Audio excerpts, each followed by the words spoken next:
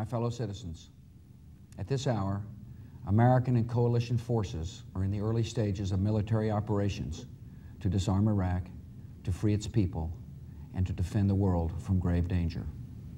On my orders, coalition forces have begun striking selected targets of military importance to undermine Saddam Hussein's ability to wage war. These are opening stages of what will be a broad and concerted campaign. More than 35 countries are giving crucial support, from the use of naval and air bases to help with intelligence and logistics to the deployment of combat units. Every nation in this coalition has chosen to bear the duty and share the honor of serving in our common defense. To all the men and women of the United States Armed Forces now in the Middle East, the peace of a troubled world and the hopes of an oppressed people now depend on you.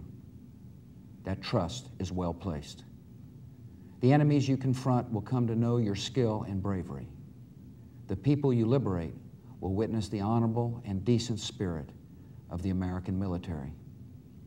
In this conflict, America faces an enemy who has no regard for conventions of war or rules of morality. Saddam Hussein has placed Iraqi troops and equipment in civilian areas, attempting to use innocent men, women, and children as shields for his own military, a final atrocity against his people.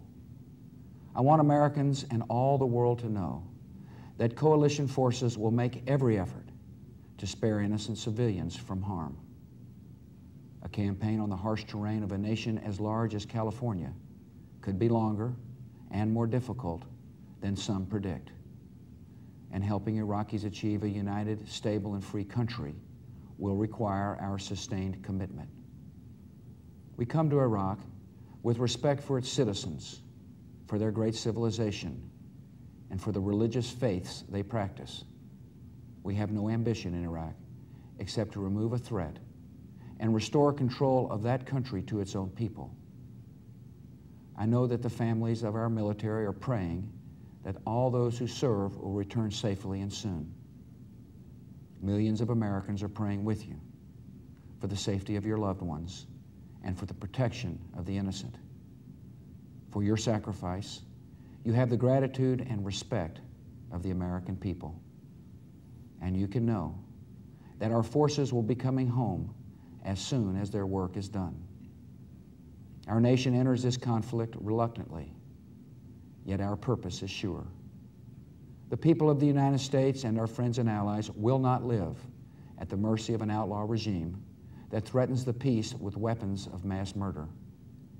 We will meet that threat now with our Army, Air Force, Navy, Coast Guard, and Marines, so that we do not have to meet it later with armies of firefighters and police and doctors on the streets of our cities. Now that conflict has come, the only way to limit its duration is to apply decisive force. And I assure you, this will not be a campaign of half measures, and we will accept no outcome but victory. My fellow citizens, the dangers to our country and the world will be overcome.